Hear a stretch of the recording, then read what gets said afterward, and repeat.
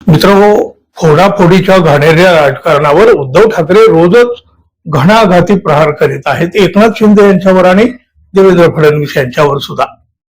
आज मात्र सामनाच्या अग्रलेखातून अनैतिक राजकारणाचं पुरतं वस्त्रहरण करण्यात आलेलं आहे.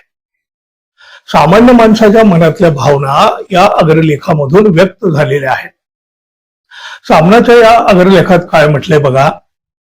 जनतेच्या प्रश्नासाठी लढायचं आहे अशा सबबीखाली राजकारणात येणाऱ्यांनी निराश व्हावं असं वातावरण सध्या आहे. प्रत्येकाला सत्तेच्या वळचणीला जाऊन समाजकार्य करायचं आहे. ही वेळ राजकीय कार्यकर्त्यावर सध्याच्या मोदी छाप सत्ताधाऱ्यांनी आणलेली आहे. मोदी 50 वर्षापूर्वी सत्तेत असती तर बाबा आमटे, शिवाजीराव पटवर्धन, अभय बंग, पोपटराव पवार, प्रकाश आमटे यांच्यासारख्या त्यांच्या समाजकार्याचा रथ पुढे गेला नसता. भाजपच्या वळचणीला आला तरच सरकारी योजनांचा लाभ मिळेल, विकास निधी मिळेल असं या सगळ्यांना बजावलं गेलं असतं. मधु दंडवते, बॅरिस्टर नाथ पै, मधु लिमये, पिलू मोदी, जॉर्ज फर्नांडिस, कॉम्रेड हिरेन मुखर्जी, महाराष्ट्रामध्ये गणपतराव देशमुख, प्राध्यापक ND पाटील वगैरे नीतिमान विधिमंडळ सदस्यांना सुद्धा भाजपच्या वळचणीला येण्यास भाग पाडले गेलं असतं. भारतीय जनता पक्ष आणि त्यांचे दिनबुडाचे मित्रपक्ष ज्या प्रकारे पक्षांतर घडवून विकट हास्य करताना दिसत आहेत, तो प्रकार विकृत आणि केळसवाणा आहे. भाजप काळामध्ये राजकारणातलं समाधान, शांतता लोप पावलेली आहे. विरोधी पक्षामध्ये वर्षानुवर्ष काम करणारे आमदार खासदारही त्यांच्या भूमिकेत समाधानी होते. लोकशाहीत विरोधी पक्ष टिकला पाहिजे. विरोधी पक्ष मजबूत असेल तर सत्ताधाऱ्यांना माज चढणार नाही, अशा विचाराचे राज्यकर्ते महाराष्ट्रात होते. विरोधी बाकावरील आमदार खासदारांच्या मतदारावर आधीच्या राज्यकर्त्यांनी अन्याय केला नाही. त्यामुळं महाराष्ट्रात एक अखंड समाधान पर्व सुरू होतं. आता चित्र बदललेलं आहे. महाराष्ट्र आणि देशामध्ये आज कोणीच समाधानी नाही. एकनाथ शिंदे यांना मुख्यमंत्री व्हायचं आहे, देवेंद्र फडणवीस यांना मुख्यमंत्री पदाची खुर्ची टिकवायची आहे, असे दोघेही असमाधानीच आहेत. मिंदे आणि विरोधी पक्षाचे आमदार खासदार फोडून दिल्लीतील महाराष्ट्र द्वेष्ट्यांना खुश करण्याचा विडा उचललेला आहे. हे खरं असलं तरी राज ठाकरे म्हणतात त्याप्रमाणे काही लोक देह विक्रीला तयार झाल्यामुळे गिराईक त्यांच्यापर्यंत पोहोचलं. आमदार खासदार होऊनही काही माणसं समाधानी नाहीत. असमाधानातून असंतोष, असंतोषातून अतिमहत्वाकांक्षेचा स्फोट होतो. सत्ता, पद, पैशासाठी नुसती धावाधाव सुरू आहे. बरं, हे सर्व मिळत गेलं तरी यांना समाधान नाही. एक मिळालं की दुसरं हवं असं वाटतं. एक पक्ष सोडतो आणि दुसरा पक्ष पकडतो. राजकारणातील या बेडोकुड्यांना अंत नाही. पुन्हा इकडून तिकडं आणि तिकडून इकडं करूनही त्यांच्या आत्म्याला शांती मिळत नाही. अनेक कार्यकर्ते एखाद्या पक्षात हयात घालवतात, रस्त्यावरची आंदोलनं करतात, लाट्या खातात, तुरुंगात जातात, काही जण गोळ्या खातात.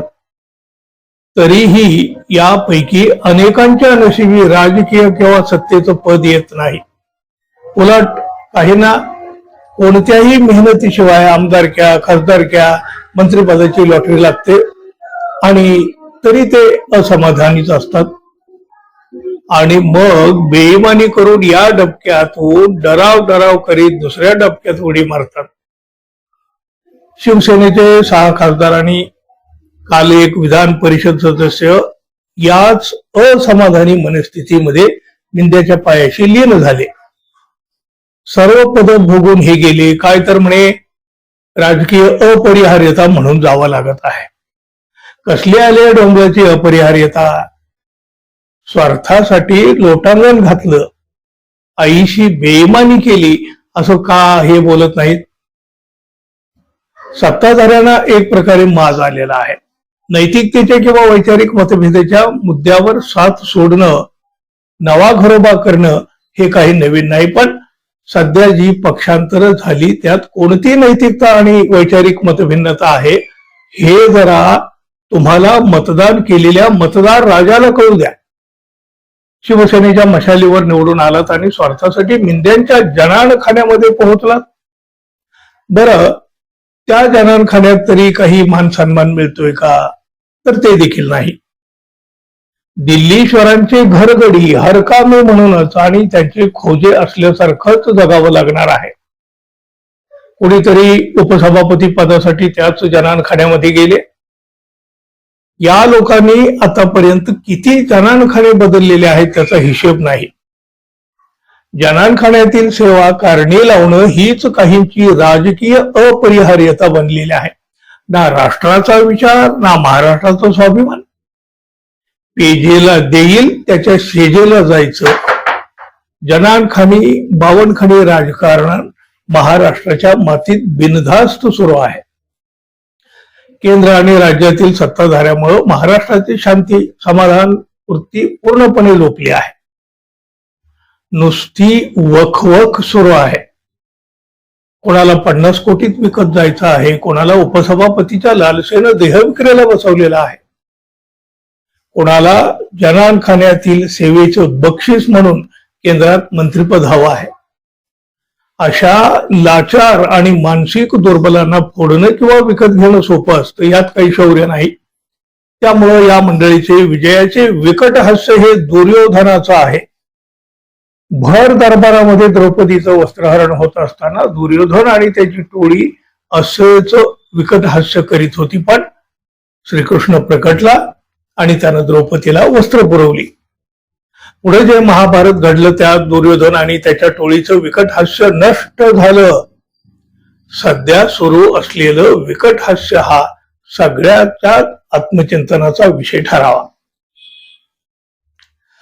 तुम्हाला कसा वाटला मित्र हो हा अग्रलेख जरूर सांगा आणि जाता जाता आपल्या चॅनलला सबस्क्राईब करावं ही एक अपेक्षा तर आहे. धन्यवाद. पुन्हा भेटू. नमस्कार.